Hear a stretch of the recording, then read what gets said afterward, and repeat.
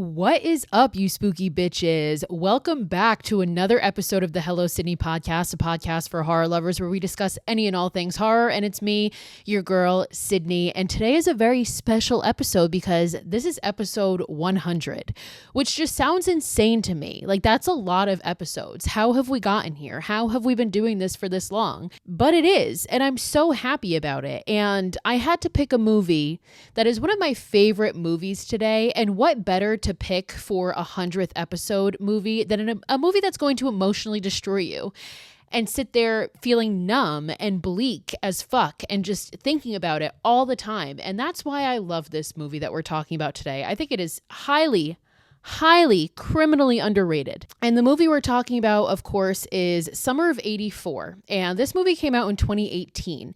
And when it came out, it really flew under the radar. I honestly don't even remember how I heard about it. Actually, I just lied to you. I do. This is one of the many movies that I found out about through Shudder.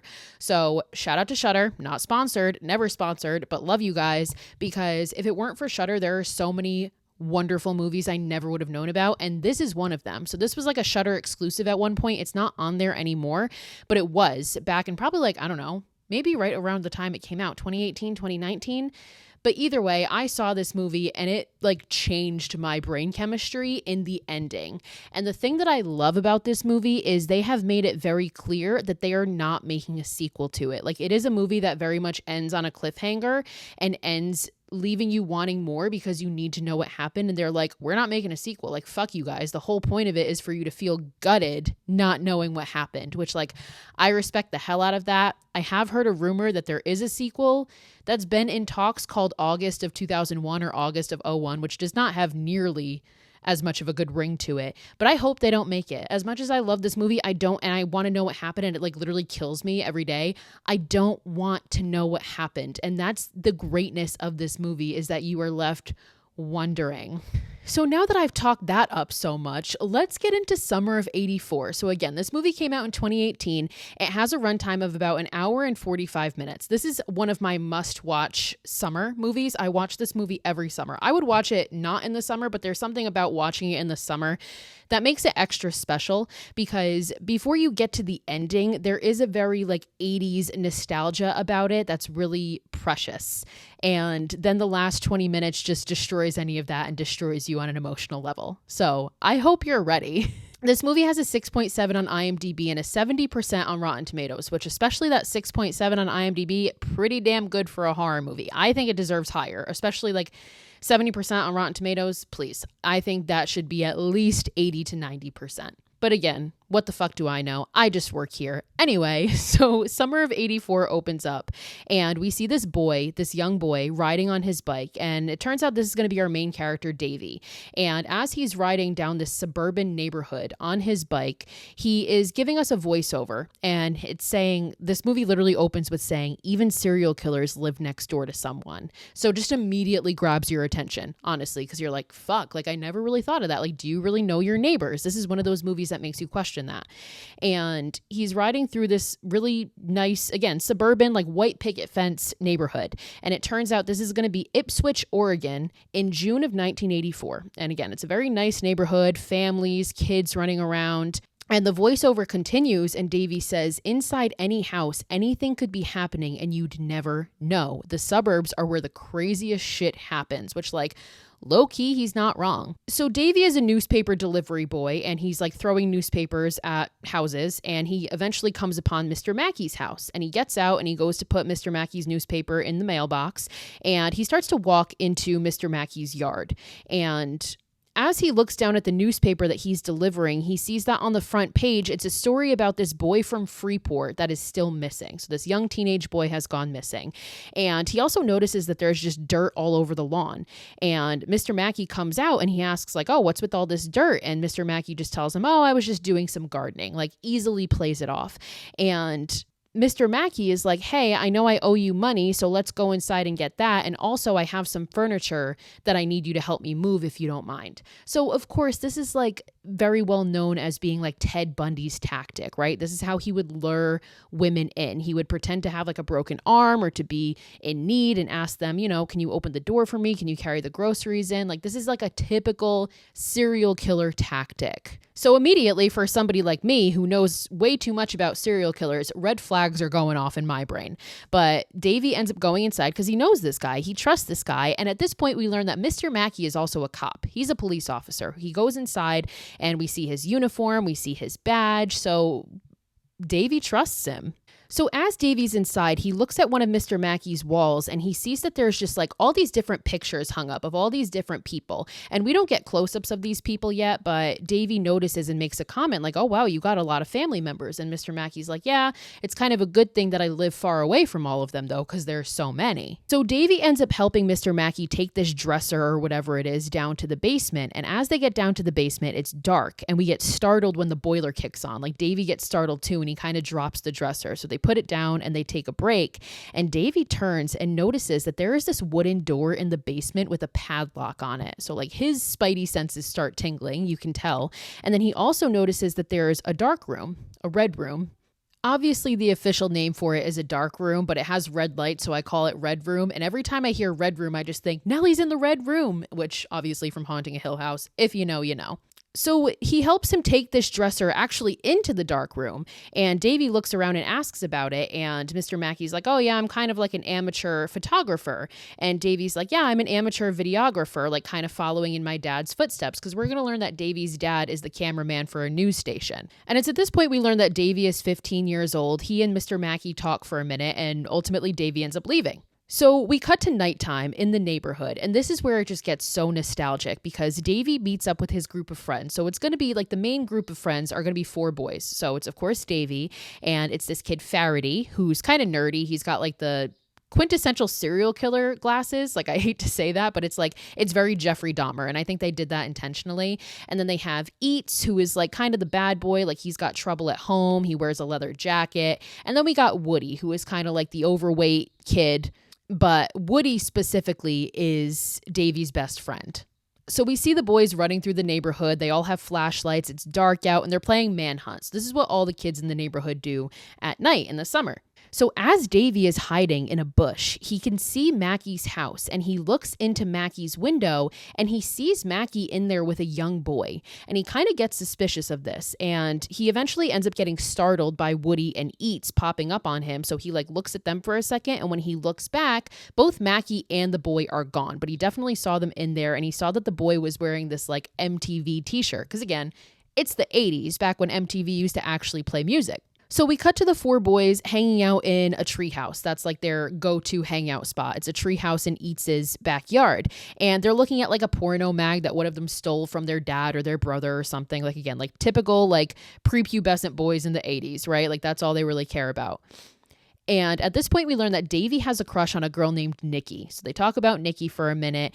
And Eats then brings up the fact that his dad wants to tear the treehouse down. And all the boys get upset. Woody's like, this is my only place to go. Like, I need this place. Like, we can't get rid of the treehouse. So Davey ends up bringing up the boys that have gone missing because that new Freeport boy has gone missing, and he starts to bring it up, and all the other boys immediately laugh at him because they're like, oh, typical Davey. Like, I'm sure you probably think it's a conspiracy and they're all connected. And Davey's like, well, last summer, some kid goes missing in Hazleton, which is a town nearby. And now another kid goes missing in Freeport, which is another town nearby. And again, the boys all laugh at him and just think that he's being ridiculous. And they talk about like all these other conspiracy theories that he's believed in. And they're like, what makes this one any different? Like, you're ridiculous. So we see some of their banter back and forth. And I love this moment because like they all go their separate ways and go home. And Eats takes the porno mag from Woody. And Woody's like, oh, I thought you were tired of looking at the same old chicks, because Eats had just said that. And without missing a beat, Eats says, I am. That's why I stopped banging your mom. Like, it's just, it very much gives me It 2017 vibes with Richie's insults specifically. So they go home and Davey's in his room, and we see that all over his wall is all these different newspaper articles about conspiracy theories, like aliens, like everything in the book. Like, it's all hanging up on Davey's wall. So we see that he is indeed obsessed with conspiracy theories, which is why the boys were like, oh, this is just another one of your crazy theories, Davey, whatever. So his mom comes in to say goodnight, but of course he doesn't go to bed. He pulls out his walkie-talkie and he starts talking to the boys and making plans for the next day. So they all communicate through walkie-talkies because, again, it's the 80s. That's what they do. So Davey starts looking out his window. He has a pair of binoculars, and from his window he can see Nikki's room, who's the girl that he has a crush on, and he can also see Mackie's house. So he doesn't see anything at this point, and he puts them down and he goes to bed. So the next day, Davey is cleaning some trash that's knocked over, and his dad is sitting there in his news van, like getting ready to go to work, and they make a comment about how the raccoons knocked the trash over, and this is going to come back into play later. Now we get this shot of the four boys. I love this shot because we get the shot of the four boys all riding on their bikes down the street, and they're riding down the street to Cruel Summer. And I love this movie for what it is, but I also love this movie for the throwbacks and the homages that they give to 80s movies, because this scene specifically is a tribute to The Karate Kid, which did come out in the summer of 1984, because as Daniel's riding his bike down the street, he's also riding it to Cruel Summer. So eventually they all get to the bowling alley. That's what they're doing for the day, and they're like drooling over all these different girls, because again, like prepubescent hormones are going crazy. They're all like 15, and Davey sees Nikki DJing, and he's obviously in love with her, and he and all the other boys stare at her. So it seems like a fun, cool, lighthearted summer, and Davey goes home, and that night he and his parents are eating dinner in front of the TV, and somehow it gets brought up by his dad that Nikki's parents are getting a divorce. So Davey's kind of like upset to hear about this because, again, he's obviously in love with her.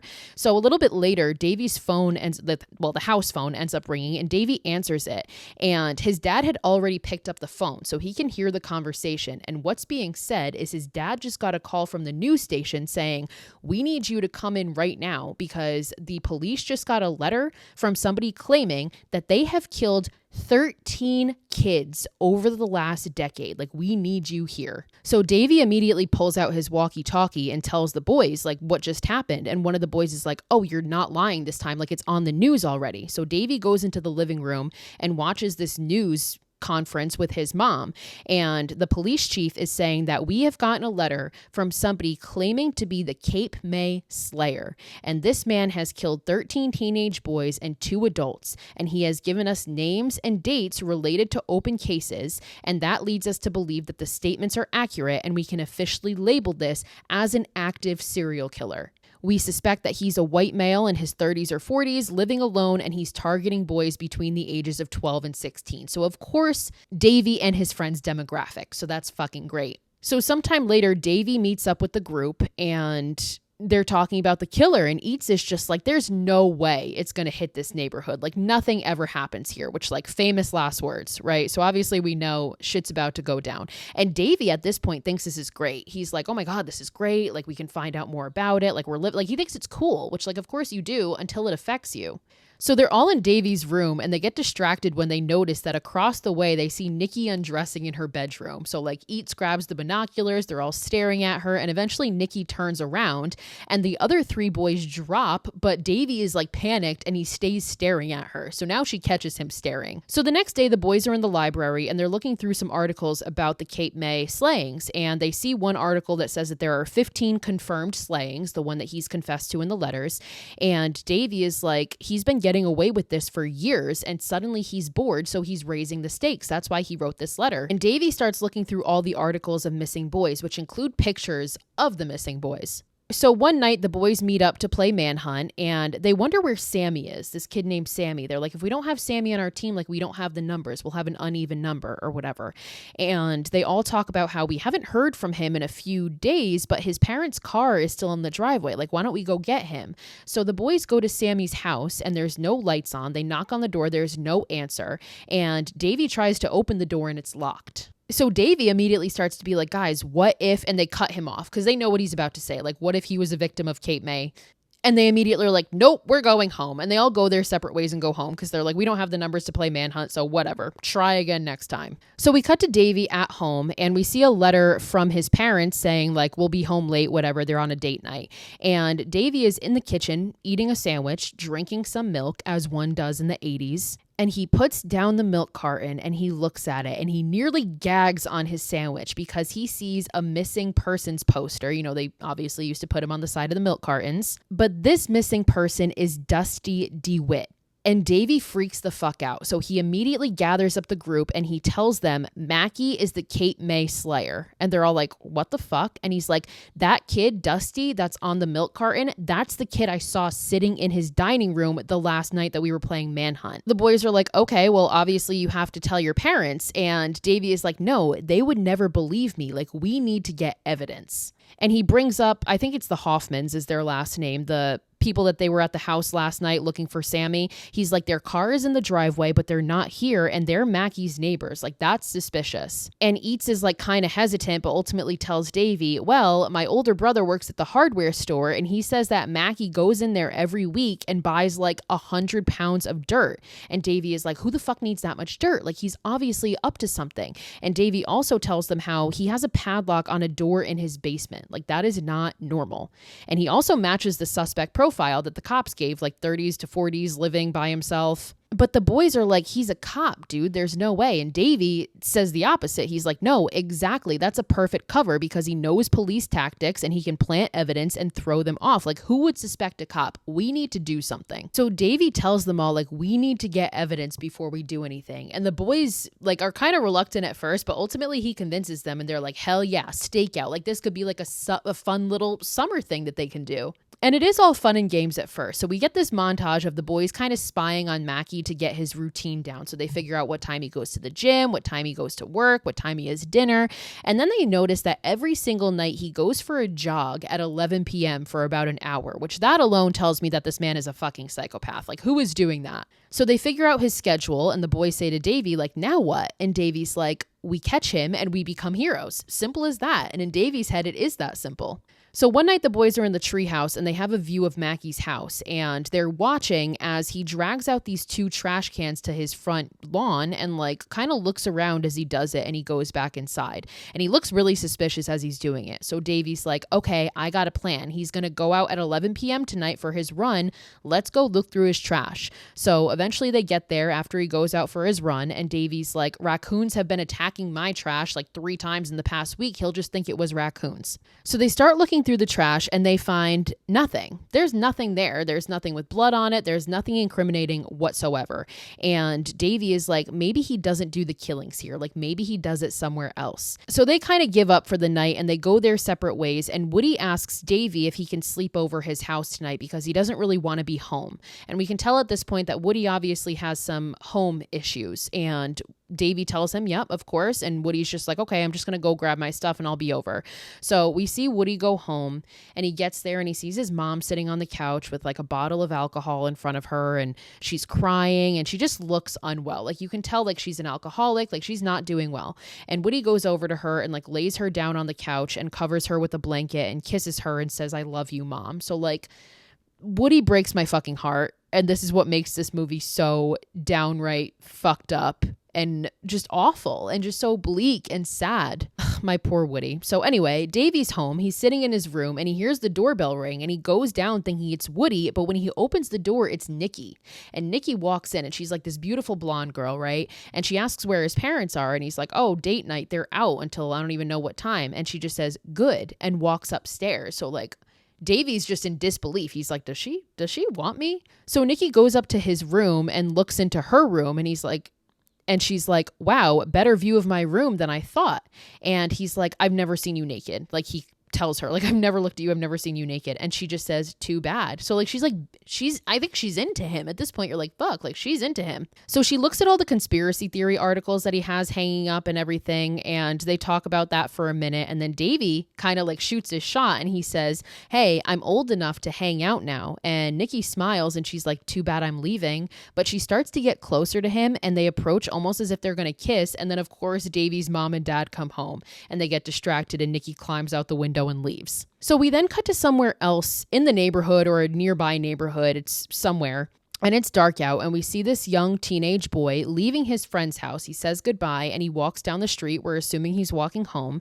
And suddenly he starts to hear footsteps approaching behind him. And he turns and suddenly we hear we don't see who it is, but we hear the footsteps now pick up the pace and start running. So this boy starts running and eventually he turns the corner. And when he looks back in the night, there's nobody there behind him. So he kind of calms down for a second. And before he can even fucking turn around to go walk away, somebody pops up behind him and puts their hand over his mouth and drags him away. And we hear a car drive away. So we know that they threw him into this car and drove away. So we cut to another day and we see Mackie in his police uniform. It's during the day and he's getting into his police car and we're assuming he's going to work. So we see that as he drives off, the boys are in a car and it turns out Woody stole his mother's car and he's in the driver's seat and he's panicking. He's like, if my mom catches me, I'm dead. And Eats is just like, dude, you look 30. We're not going to get caught. And I think this was hilarious because the actor who played Woody was actually like 25 at the time of this, whereas the other boys were closer to teenagers, if not teenagers. But Woody ends up starting the car and he drives away and they start following Mackie. And the first place he goes is to the hardware store. So they watch him going into the hardware store, and as they're waiting for him to come out, Davey tells the boys about how Nikki showed up at his house the night before. And of course they don't believe him. Like, they think he's fucking with them. They're like, yeah, no fucking way. Hilarious. Eventually Mackie comes out, so they turn their attention back to him, and we see that he comes out with like multiple bags of dirt as well as a pickaxe. So the boys are like, what the fuck? And he drives off, so they continue to follow, but because Woody is driving so slow because he's panicking, they lose him. So Woody decides that he's going to drive them all home, but as they're driving home, we see a cop car pull out behind them and start following them. And then it turns its sirens on and pulls them over. And it's this very tense moment where we see a cop getting out of the car. We only see his feet and he starts walking over. The boys are panicking, thinking it's Mackie. But when the cop gets to the car, it turns out it's just some other officer that knows Woody and knows the boys. And he's like, what the fuck are you guys doing? And he tells Woody, like, I would bust you, but how am I going to look your mother in the eye at church if I do? Like, just get home and don't do this shit again. And they agree and they go their own way. So we cut to nighttime and we see Davey watching Mackie come home, and he tells the others through the walkie-talkie how he switched cars, so he doesn't have the dirt. So he must have brought the dirt and stashed it somewhere else. Now he gets distracted when he sees Nikki underneath his window throwing a pebble up at him. So he sneaks out of the house, or he walks out, whatever. And he and Nikki sit like near the water and they hang out and they like drink a Coke or whatever. And she starts to talk about her parents' divorce and how she can't really talk to anybody about it. So she's confiding in Davey. And then Davey decides to confide in her about how he thinks that Mackie is the Cape May Slayer. And Nikki is like, she just thinks it's ridiculous. She's like, I don't believe that, and I think you should stop spying on him. Like, that's absolutely absurd. So we cut to Mackie, and this part makes him look strange. I guess maybe in the 80s this could have been a little bit more normal, maybe. But he's sitting on his lawn while a bunch of the neighborhood kids are in front of his house playing baseball, and he's just sitting there like drinking a beer watching them. And he offers them all popsicles, so they all come over, which, like, I guess again, like in the 80s was probably seen as like a nice innocent thing, but like I feel like in this day and age, if somebody is sitting, like somebody who's childless is sitting on their lawn with a lawn chair watching your kids play baseball in the street, drinking a beer, I don't know. It's kind of weird. Maybe it's because I know how this movie ends. So we cut to the boys and we see them in the treehouse, and Faraday stole a bottle of alcohol. So they're all like, oh, hell yeah. Like, it's like their first time drinking. And I love this scene because it's a bottle of whiskey and it's McCready's whiskey. And this is an homage to The Thing from 1982 because McCready, the character, is always drinking whiskey. So they all take a sip, whatever. And Davey starts to tell them about Nikki and how like we have a connection, and they still don't believe him, obviously. And then they bring up Mackie and they're like, we've been watching him for weeks now and we haven't seen anything. And Davey is like, well, what if we're just missing something? Like, what if we missed it the first time? So they end up going back to the Hoffman's house, and this time the front door is unlocked. And Davey's like, this door was locked the last time I checked. And they're like, this is a whole family. And Davey's like, yeah, there's an article that says that he killed a whole family because something probably went wrong. So Davey goes in and the boys follow him, and it's just silent. It's pitch black. Of course, the lights don't fucking work. And they make a comment about how it smells like roadkill. So like, what the fuck is in this house? And they're looking around. They get to the kitchen. They have a flashlight and they see that there's just like trash all over the floor. And the phone rings. So we get like a jump scare with that. The boys all panic. And then they see a light switch in the kitchen. So Woody starts walking towards the light switch and goes to flip it on. But as he does, a hand comes around the wall to turn it on, and everybody screams, and it turns out it's just Nikki. And they're like, what the fuck are you doing here? And it turns out Nikki is like, the Hoffmans went up to the lake for the summer, like I'm here house sitting and babysitting their cats. The cats knocked over the trash and I blew a fuse trying to vacuum it up. Like, what the fuck are you guys doing here? So it turns out there's an explanation for the Hoffmans. Like, Mackie definitely did not kill these people. And Davey tells her what they're doing there. And as he tells her, he's like, remember I told you about Mackie? And Eats is like, wait, so you guys have been hanging out and like have been talking, because she's already aware of the situation. And she kind of like moves in towards Davy and is like, he's more of a man than you jerk offs ever will be. And she walks away and she kind of like laughs behind the wall because she knows what she just did for him. And the other boys like literally get on their knees and are like, you're a god. Oh my God. Like it's cute. So we cut to another night and Davy tells the boys that he's got an idea. He's got a new plan for when we play Manhunt tonight. So Davy notices that he has an extra set of walkie-talkies in his house that they don't use. And he brings them with him and he's like, I'm going to plant one of these in Mackie's window. And if he spots us doing it, it's fine because we just act like it's part of the game and we're just playing Manhunt because they play in everybody's yards. So the boys split up and they all kind of surround the house, and Eats and Faraday are looking through the windows to keep an eye on where in the house Mackie is. And Woody and Davy go over to his bedroom window and start climbing up the side to put the walkie-talkie in place. So as Eats and Faraday are watching Mackie, they notice that he's wearing rubber gloves and he has like all these cleaning products with him, like bleach and everything. And then he turns around and Faraday sees that he has blood on his shirt and he starts panicking and he tells the boys on this through the walkie-talkie. So Mackie ends up going into the basement, so they lose sight of him, and Faraday runs around to where his basement windows are and notices that his basement windows are painted over. So they're like, we lost eyes on him, like we don't have him anymore. So Davy runs around the house just as Mackie opens up his window and sees Davy in his yard. And Davy, like they both like equally startle each other and Davy runs away. So later that night, they got the walkie-talkie in place and Davy is at his house with Woody and they're listening to the walkie-talkie, but it turns out they can't hear it because of the distance. And Woody's like, yeah, dude, that's why we got rid of those walkie-talkies. They suck. We can't hear shit. So Davy's like, okay, I'm going to fix it. So the next day we see Davy go to Mackie's house and just straight up walk into his yard. And he goes to try and start fixing the walkie-talkie when suddenly Mackie shows up behind him. And Davy sees him and is like, oh, sorry about last night. Like we were just playing Manhunt. And Mackie's like, oh yeah, I figured, like didn't think anything of it. And then Mackie tells Davy like, oh, are you here for your like newspaper money? And Davy says, yeah. And he's like, okay, well come in the backyard. Like I got it this time. So he goes to the backyard with Mackie, follows him, and Mackie pays him. And Davy notices what looks like a freshly dug grave. And Mackie sees that Davy has a walkie-talkie on him and he's like, oh, I have a couple of extra like police radios inside that I don't use. If you want them, they pick up everything.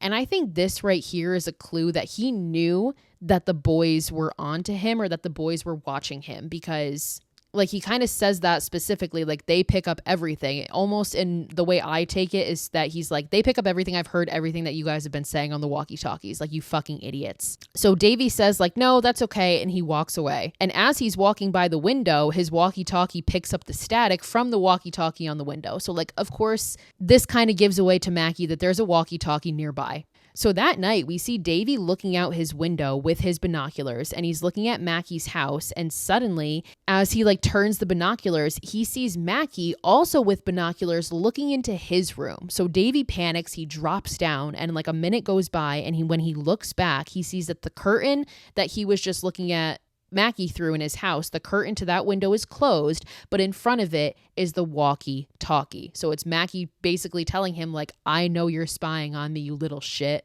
So Davy radios the boys and tells them like emergency meeting in the treehouse now. So they all get there and he tells them what happened and the boys are all panicking that Mackie is onto them. So Davy's like, okay, new plan. When he goes out for his jog the next time, Faraday and Woody are going to follow him. And me, Davy is saying this, me and Eats are going to go to his backyard and tear up that garden and see what's under there. So we cut to that plan. So it's nighttime. Mackie goes for his jog and we see Woody and Faraday follow him. And they follow him to a storage unit.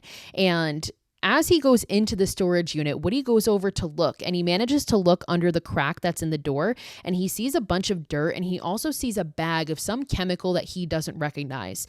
And Mackie comes back over to open up the storage unit and Woody runs back to his hiding place and Mackie drives out in a VW Bug, which this right here is a hint because do you know who else had a VW Bug?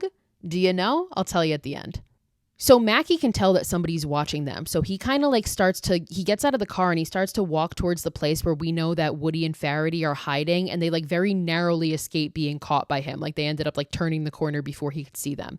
But he ends up getting back in the car and driving away, and they radio to the other boys telling him like, we lost Mackie, like he's probably on his way back. But the other boys are too busy digging in the backyard to hear the radio. And as they're digging, like they're finding nothing. So Eats is like, why don't we check in the shed? Because he has a shed in his backyard. And they go to the shed and it's locked, but Eats pulls out like a bobby pin or a clip or something and very easily picks this lock. And Davy is like, how'd you do that? And Eats is like, just jiggle it around. It'll work most of the time. Like it's not that difficult. So they open the door, they go in the shed, and they don't find anything until Davy notices a shirt. And it's that MTV shirt that kid Dusty was wearing in his house. And when Davy picks it up, he sees that there is blood all over it. So as he's seeing this and the boys are panicking, all of a sudden they hear, hey, what are you doing there? And they turn and it's just Woods and Faraday fucking with them. So they came back and they're like, we lost Mackie. We got to go, but you won't believe what we found. And Eats and Davy are like, no, you won't believe what we found. So we cut to the boys like all reconvening. All four of them are in Davy's house and they talk about what they found. And Woody talks about how he saw all this dirt in the storage unit, as well as this bag of this chemical. And he doesn't know what the chemical was, but he remembers like the symbols that were on it, and he writes it out. And Faraday, who's kind of like the nerdy smart boy, looks at the symbols and he's like, that is the chemical formula for sodium hydroxide. And they all wonder what that is. And Davy pulls out an encyclopedia because again, it's 1984. And sure enough, he discovers that sodium hydroxide breaks down flesh and is used to decompose roadkill, and it reduces the odor of decomposition. So they all look at each other and they know what this means at this point. And Davy is like, it's time to tell my parents. So we cut to the four boys all standing in front of Davy's parents with the evidence. They have the milk carton, they have the bloody shirt, and they tell them everything.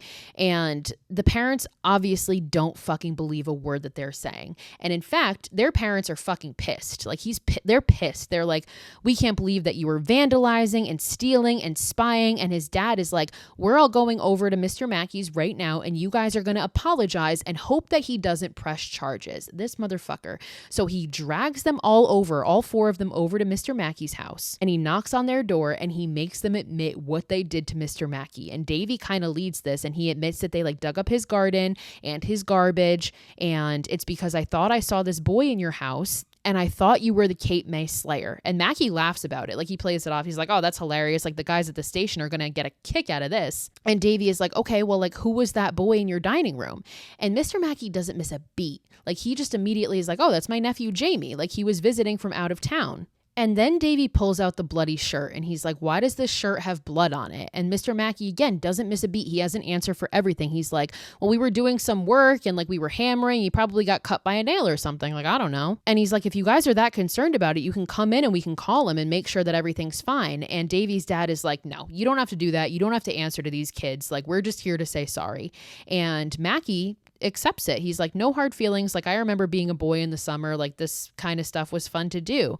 And Davy's dad apologizes and the boys walk away. And Davy tries to say to the boys, like, this doesn't change anything. And all the boys at this point are over it. They think he's crazy.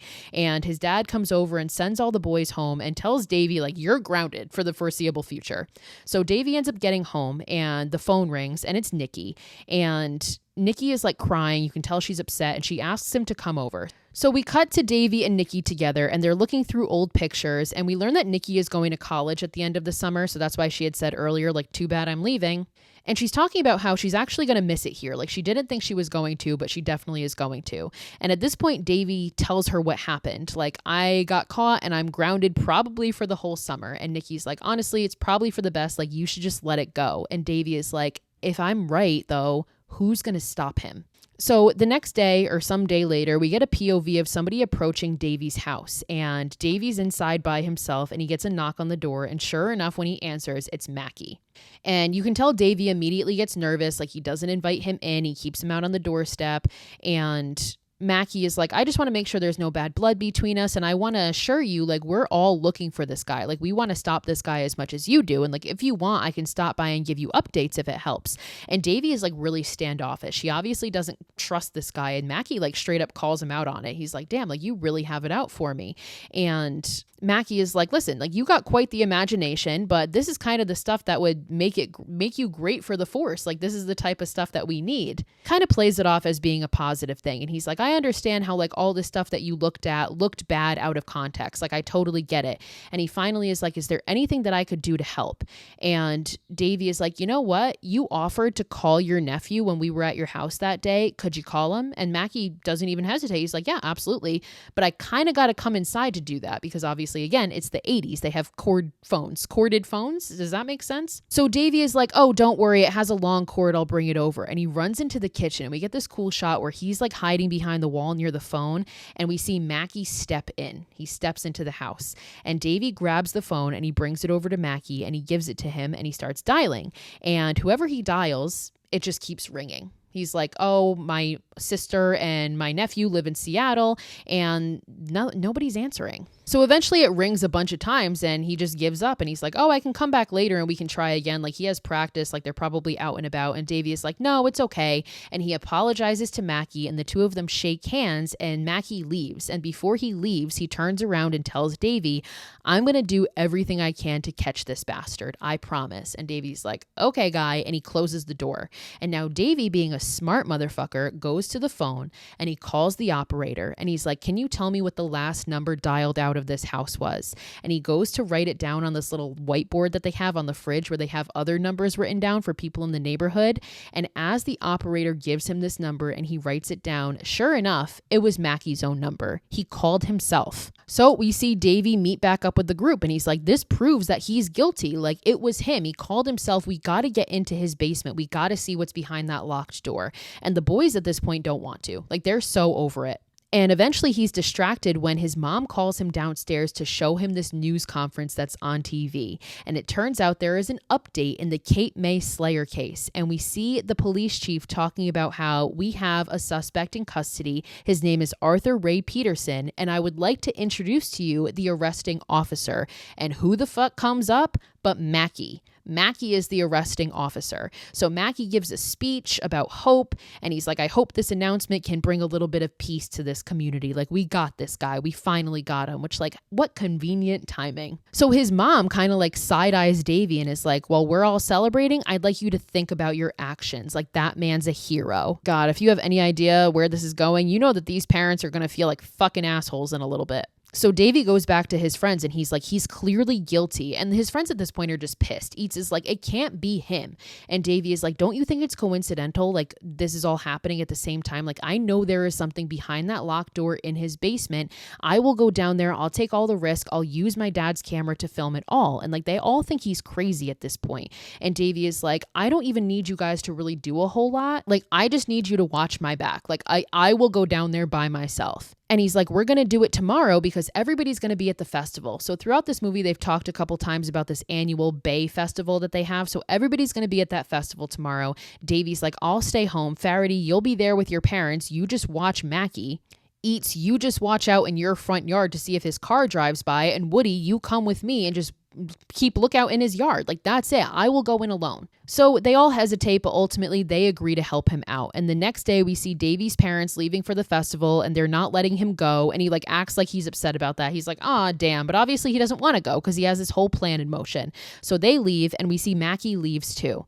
And we see Faraday and everybody get to the festival. It's so 80s and Faraday watches Mackie. Now we see Eats at his house and we had known that he had some like family trouble going on, but now he's walking away and we can hear his parents screaming at each other inside the house. And he walks away crying like he's upset and he sees his older brother who like makes fun of him, and Davy starts to call Eats on the radio and Eats just ignores it at this point because he's upset. He's got a lot of stuff going on. So we see Davy and Woody back in the neighborhood and they go to get Davy's dad's camera from his truck and they go over to Mackie's. So they get there and they end up very easily and effortlessly prying a window open and they get in through there and Woody goes in with him and Davy's like, what are you doing? And Woody's like, I'm not letting my best friend go into a serial killer's house alone. Are you crazy? So like Woody's a fucking real one. Woody is my boy. So the two of them get into the house when suddenly they're startled by somebody banging on the window, but it turns out it's just Nikki. And she comes in and she's like, thought you guys might need some help. So they're in the house and we cut to Faraday at the festival and he's looking at Mackie, and Mackie is posing with a couple other police officers in front of this sign that says beautification project for the town. And Faraday is kind of like, oh my God. So back in the house, the three of them sneak into the basement and of course the lights don't work and they end up getting startled by the radio that's in Davy's pocket. And when he pulls out the radio, it's Faraday and he's like, you were wrong about everything. Like all the dirt was for a beautification project for the town. He's been gardening here. Like it's over. You're on your own. And Faraday literally turns off his radio and is like, I'm done here. Like, dude, you didn't have to do a whole fucking lot else. Like you couldn't have just stuck it out until the end. And back at the house, Woody is like, maybe he's right. Like maybe we should just go. And Nikki is like, but we're already here. And Davy's like, yeah, we're already here. Eats is still in position. So we're safe. And we cut to Eats and we see him sitting on this bench in front of his house, listening to music, watching the cars come down the road. So the three of them go down to the basement and like we get a bunch of like fake outs here. So they get startled by a light bulb that's hanging that they walk into. They get startled when the boiler kicks on again, like it did in the beginning. And eventually they get to the locked room and Davy picks it. He learned that from Eats. Speaking of Eats, we cut back to the bench that he's sitting on. It's now dark out and he starts to hear like twigs cracking all around him. So like we don't know who's coming. Like he's looking around. He doesn't know who's coming. And suddenly Faraday pops out and startles him. And Faraday tells him like the whole thing's off. Mackie is clean 100%. Faraday, you're a fucking loser idiot and I hate you for this. He's like, Mackie's clean 100%, like long story, but just trust me. And Eats is like, okay, turns off his walkie-talkie because he's like, oh, if Faraday says so, then it's got to be true. Like, fuck being lookout. And he asks Faraday if he could sleep over at his house tonight because he doesn't want to be home. And he makes a comment about how I don't really want to witness a murder-suicide. So basically, like his parents are fighting really bad. So Faraday tells him, like, of course you can. And again, they turn off their radios and they just walk off into the night. Fucking useless ass friends these two fucking bitches are. Fuck these guys. So back in Mackie's house, the three of them go into the hidden room and they find that it is a perfectly kept bedroom, but it looks like a bedroom for a kid from like years ago. And they find this baseball and it's signed and addressed to Wayne, which is Mackie's first name. And they're like, is this his bedroom from when he was a kid? And Nikki is like, these houses weren't even built back then. So he must have taken all of his furniture and created like a duplicate room in his basement. And they suddenly hear a noise and they turn and see that there is another door within the door. There's a door in this bedroom and they all go towards it and they open it and it's this like nasty ass bathroom and they open the shower curtain. It's pitch dark, by the way, because the lights aren't working. They only have the flashlight from the camera that Woody is using to film this whole thing.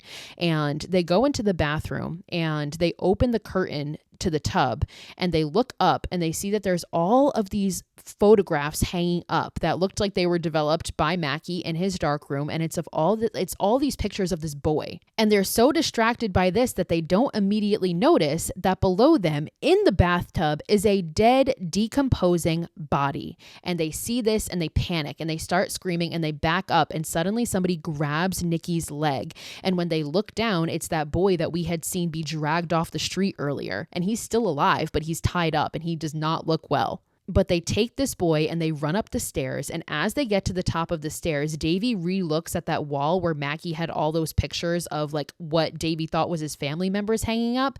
And Davy has the realization at this moment because he looks at the pictures again and realizes it's the pictures that he saw in the newspaper of all the missing boys. This is not pictures of his family. It's pictures of his victims. This sick fuck. And Davy looks and realizes that his picture is hanging on the wall, so he was going to be next. The crazy thing about this too is one of the pictures on the wall is actually a real life victim of John Wayne Gacy, which makes this even more eerie because gross. So we see them leaving the house, and the next thing we know, we cut to the police station, and Davy and Nikki and Woody are there. Woody's mom and Davy's parents are there with them, and the police are all watching this footage, and they see the dead body in the bathtub, and they see the boy tied up, and the police chief is like, go to Mackie's house right now and get that son of a bitch and bring him to me. So the cops all go out to get him. And the chief looks at Davy's parents and is like, you guys should be very proud because that boy is alive because of your son and he's a hero. So I hope these bitches feel fucking awful right about now.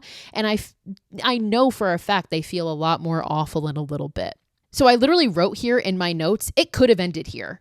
This movie could have ended here and it could have been like a happy ending, like, oh, we stopped the killer, all that. No, bitch. There's 20 minutes left, and this is about to be 20 of the most gut-wrenching minutes in fucking cinema. I know that might sound dramatic, but I don't care. This destroys me.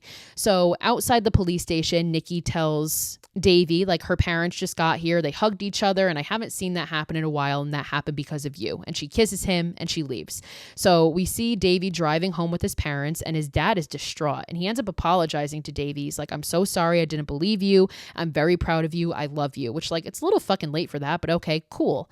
So they end up getting back to their house, and we see that Woody is sleeping over as well because his mom is working the night shift, and his dad tells them, like, you guys are safe now. Like, you don't have to worry. And it turns out this is where we learn that they haven't caught Mackie yet. And Davy is like, I wonder where he is. And his dad is like, they'll get him. Like, it's just a matter of time. We see cops all outside in the neighborhood and everything, staking everything out. And Davy just like looks at his parents and is like, nothing's ever going to be the same again. And at this point, he's saying that because he thinks like they're going to get all this like fame and notoriety for being the one to catch the killer. And he's happy about that. And his parents leave so they can go to bed, and Davy says to Woody, there's nowhere left for him to hide. Like, it's over. We got him. And everybody's like watching this, you're like, yeah, we got him. Like, hell yeah. Just the fuck kidding, because that night, as Davy and Woody are asleep, we cut to the hallway, and it's very quiet, and it's dark, and we suddenly start to see that the attic ladder starts to come down. This motherfucker was hiding in their goddamn attic, and he comes down, and sure enough, we see him enter Davy's room as him and Woody are asleep, and he stands over Davy, and Davy wakes up to Mackie covering his mouth with a rag that must have chloroform or something on it, and Davy passes out. And now Davy and Woody end up waking up, and they are gagged in the back of Mackie's car, and they untie each other. Mackie is nowhere to be found, so they untie each other, they take the gags off, and then they start to hear banging on the car like somebody is throwing shit at it. And suddenly, Woody's side of the car, the door opens. So they back up from it, thinking that Mackie's going to come around that way, but then we get a jump scare when Mackie pops up in the opposite window, which causes the boys to run out of the car. So they run into the woods, and this is not woods that they're familiar with. And they hear Mackie, like he must have like a fucking megaphone or some shit, because he starts telling them, I know how much you boys like games, so we're going to play manhunt, but we're playing for real this time. And Davy says to Woody, like, he can't catch us if we keep moving, like, let's go. And they start running through the woods. And again, it's super dark. They can't see shit. And eventually they get to this like cliff / like lake area, and they're like, okay, fuck. So they have to turn around and go the opposite direction. And there's this intense music playing. You don't know when he's going to catch them. And they have no idea where they are. And Woody is like, I think this might be the island. Like, he took us to the island. And our best bet at this point is to try and find a road. So they keep going, and they hear Mackie, and he's just saying, like, he's taunting them at this point. He's like, I'm going to get you. I know where you are. And suddenly the boys fall in one spot. And when they look down, they see body parts and like bags of that sodium fucking hydroxide or whatever. So he's been burying the bodies here. That's why nobody ever found anything. And this is where he's been taking all the dirt. And this is the part that breaks my fucking heart, because as they're hiding, Woody looks at Davy and says, I can't die tonight. My mom needs me. I'm literally going to start crying. Like, this breaks my fucking heart, because even in this, he's worried about his mom and how she's never going to be okay without him because she's already an alcoholic and like already has nobody but him. I'm so unwell. And Davy feels bad. Obviously, he's like, I got you into this situation. Like, I'm going to get you out of it. I'm going to create a diversion and run this way. I want you to run back to the cruiser and drive the fuck away. Like, get out of here. So Davy runs in one direction, and he starts calling for Mackie. He's like, I'm over here, you son of a bitch. Like, fuck you. And Woody runs back in the opposite direction to the cruiser, to the car. And Davy is hiding behind a tree, and he's looking around, and he's trying to hear where Mackie is, when suddenly Mackie's behind him in the blink of a fucking eye, and he cuts his Achilles motherfucking tendon, which I hate when that shit happens. You don't really see it like you do in other movies, but you know that it happened. So obviously this causes Davy to collapse, and he's screaming, and Mackie's like, stay there. And he starts walking in the opposite direction, and Davy starts screaming at Woody, he's coming, like, hurry up, he's coming. And we cut back to Woody, oh my God. And Woody eventually gets to the cruiser, and as he's running to it, he has a few steps left, and sure enough, Mackie comes out and tackles him to the ground and pulls out a knife and slits his throat, and Woody dies. And this is one of the most hard-hitting, devastating deaths in movie history to me. This one really fucking hurts me, especially because he had to go and say, I can't die tonight, my mom needs me, right before he fucking died. Poor fucking Woody. But like Woody's mother, like she was never right after this. You know, I have a hard time separating like characters from reality, so I still think of it and I'm like, somewhere Woody's mother is out there just mourning her son. If she's even still alive, like how did she survive after this? So Davy ends up like dragging himself out of the woods and he gets to the cruiser and he sees his best friend's body on the ground and he's fucking distraught and he doesn't even have time to like process this because Mackie shows up and grabs him. And this is the scariest part of the whole movie to me, and I'm going to quote exactly what Mackie says. And he just grabs him and he's looking in his face and he's saying, all you had to do was leave me alone. This is your fault. You forced me out of my home. You stole my life. All I want to do is kill you, but that's not enough for you. You have spent so much time thinking about me. I want you to keep thinking about me. I want you to imagine what I'm going to do when I come back for you, and I am going to come back for you. After you have spent your life looking over your shoulder, after you have wondered every single day, if that is the day I'm going to come for you, one day you'll be right. And he throws him to the ground and gets in the car and drives off. And as Davy just lies there on the ground, defeated, we fade to black. This is so fucking horrifying because this to me is worse than death. Like this, like the fact that he's like, I am going to come back for you. And now you have to live your life knowing you're responsible for your best friend's death. Not responsible, but I'm sure he's going to feel responsible because he's the one that got Woody into this situation. So you're going to feel responsible for your best friend's death. Everybody's probably going to blame you for it. And then on top of that, you have to be constantly worried that this guy is going to show up and like kill you and kill your family. Like what the fuck? I'd rather be dead. So when we come back, we see the cops flashing their lights all in the neighborhood and we see like a search party going out. So obviously at this point, the parents have realized that Davy and Woody are gone, and we see Davy in the woods and he drags himself through the woods and eventually manages to get to a road, and this car drives by and passes him and finds him and puts him in the car. And as they're driving out of the woods, they pass a car on fire. So Mackie has set his own car on fire and he belongs to the wind now. He's gone with the night. So we get this montage. We get no words. We just hear music over it, but we see Davy in the hospital. His parents show up and hug him.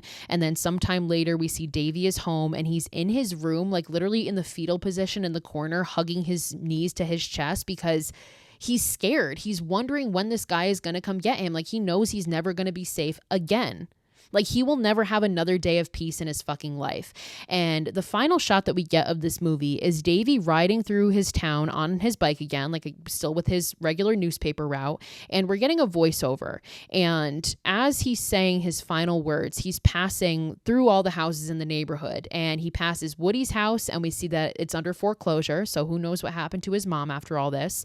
And he waves at Nikki as she drives by in a car. We're assuming that she's being driven to college. He sees Faraday and Eats' front yard throwing away the wood from the treehouse. So the treehouse has been destroyed. And they also just like look at Davy and straight up ignore him. Like they want nothing to fucking do with him because they probably hold him responsible for Woody's death. And then he looks up and he sees that Mackie's house has been caution taped off. It's still taped off. And as he's seeing all this, we're getting a voiceover and it's Davy saying, inside any house, anything could be happening and you would never know. If I've learned anything, it's that people hardly let you know who they really are. And we get one final shot of Davy looking down at a newspaper article about the Cape May Slayer, and we cut to black and we hear his voice say, even serial killers live next door to somebody. And the credits start to roll and the movie ends.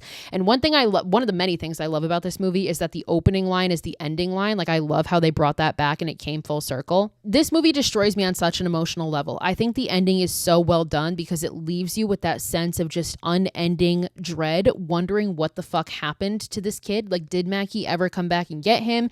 Did Mackie get caught before he could do that? Is Mackie still out there and he forgot about him and he's never been able to get back at him? Like, this is literally...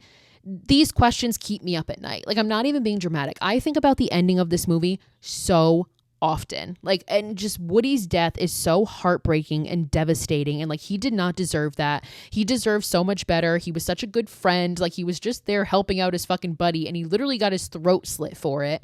But this is why, like I said in the beginning, I'm so happy that they'd never made a sequel to this because I think that's why this movie is so great, is because it's so bleak. It's so devastating and it leaves you wondering. And I think like that's what makes this movie successful, is exactly that. And like, I'll never forget this movie because of that. Like, that's such a memorable way to end this movie, and just to like never make a sequel, to never answer questions. Like, I love that it's left so ambiguous like that.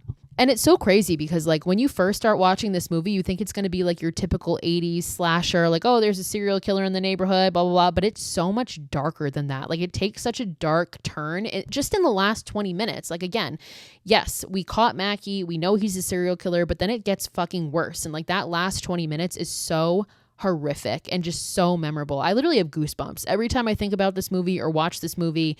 It really affects me. I think it's so well done. I think it's so perfect. Oh, so what I said earlier about the Volkswagen Beetle, if you don't know who had a Volkswagen Beetle, it was Ted Bundy. Ted Bundy notoriously had a Volkswagen Bug, and that's what he would use to pick up his victims in. I actually saw it. They had it at a crime and punishment museum that I went to once, and that museum has since closed, but they sold it to another museum that I think is in California or something. But it does still exist, and it's just like really eerie. There's like a really dark, weird energy around it.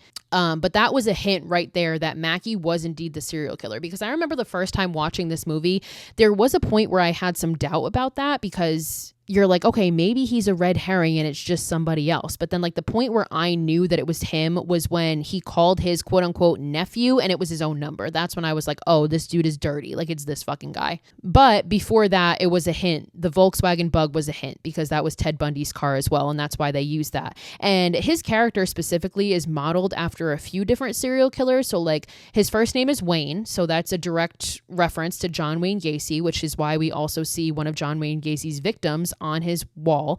And his MO is kind of the same of John Wayne Gacy in that like he goes after like 12 to 16-year-old boys. He also has some aspects of Ted Bundy in there. So like I said in the beginning, like the way that he asks Davey, like, hey, can you come help me move this furniture or whatever? Like that was Ted Bundy's tactic that he would use. He has the car, of course. And then like the Golden State Killer, which is a more recent individual, Joseph James D'Angelo. Do you guys know about that one? That case is fucking wild, but this went unsolved for years. But this guy ended up being a cop, and that's how he got away with shit for so long, because it was exactly what Davey said. Like, he was familiar with police tactics, like could plant evidence, could get rid of evidence. So Mackie is based on quite a few different individuals who were serial killers, which makes this even scarier because there are people like that have existed and that still do exist. And again, this just makes you question, like, Davey's right. You don't really know what's going on next door to you. Like, you don't know who you're living next to. Anything could be happening in there and you have no idea. And that's the note that I'm going to leave you on, my friends. This was the 100th episode, and I'm very happy that I chose this movie for it because, my God, I love it so much. I hope you guys love it as much as I do, or if you haven't seen it, I hope maybe now you will go see it. Before that last 20 minutes where it gets really dark and twisted and fucking devastating, it's very nostalgic. It's very 80s. It's very cute. My final parting words I have here are R.I.P. Woody. You deserved better. I hope Woody's mom is okay in this fictional universe that I can't seem to detach myself from. But that's summer of 84, guys. And I hope you enjoyed this episode. On Wednesday, we're going to be talking about Evil Dead. And that's actually going to wrap up our summer month, which is still kind of continuing next month because we have Shark Month coming up, which of course is basically like Summer Month 2.0. So that'll be on Wednesday. And until then, you guys know where to find me. It's horror_chronicles on TikTok and Instagram. I post every day, so you can go keep up with me there. And until next time, watch more horror movies and stay spooky, my friends.